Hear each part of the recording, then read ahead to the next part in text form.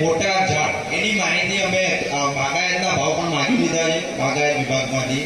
એ અમને આપણા વિસ્તારની અંદર બાગાયત કયા કયા પાકો થઈ રહ્યા છે એ અમને જે રીતના એમના ભાવ હોય એ પ્રમાણે ભાવ આપશે અને એના પ્રમાણે અમે કેલ્ક્યુલેશન કરી અને એ બી એક વખત સાહેબ જોડે બી અને ત્યાં પરામર્શ કરી નિયમ અનુસાર એનું બી આયોજન કરેલ છે. બીજી વસ્તુ,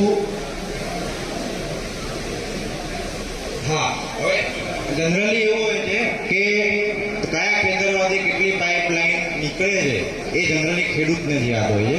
એટલે સૌથી પહેલા અમારા કોન્ટ્રાક્ટર મિત્રો અંદર પ્રવેશ કરશે તમારા ખેતરમાં, એ તમારી પરમિશન સંમતિ સાથે જ પ્રવેશવાના છે. એટલે હું તમને એક બધાને રિક્વેસ્ટ કરું છું કે તમે એમ કહી દેજો કે સાહેબ અમારી અહીંયાથી આ પાઇપલાઇન જાય છે કે ભાઈ અમારી આ પાઇપલાઇન જાય છે, તમે જરા ધ્યાન રાખજો. અને કોઈ સંજોગો વસાત અમારી પાસે કોઈ ઓપ્શન નથી અને એ તોડવી પડે એમ છે તો અમે તોડી ફરીથી તમને એની એ જ કન્ડિશનમાં રિપેર કરીને આપશે એજન્સી.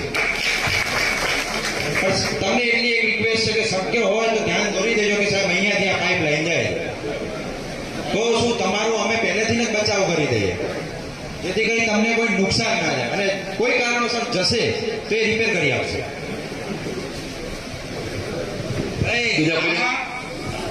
કામગીરી બાબતે જનરલ કોઈ પ્રશ્ન હશે તો એ મને રજૂ કરવાનો, બરાબર છે.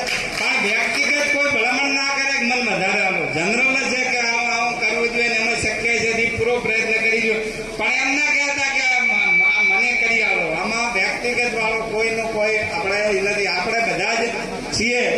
અને અહીં આ ભાઈ આ મનીષભાઈ છે એ પોતે પણ ખેડૂત છે અને આ તો બાપથી છે, બરાબર છે. બાપથી તો આપણે હમણાં ખાતમુહૂર્ત કરવા જાતે શ્લોક બોલતા હતા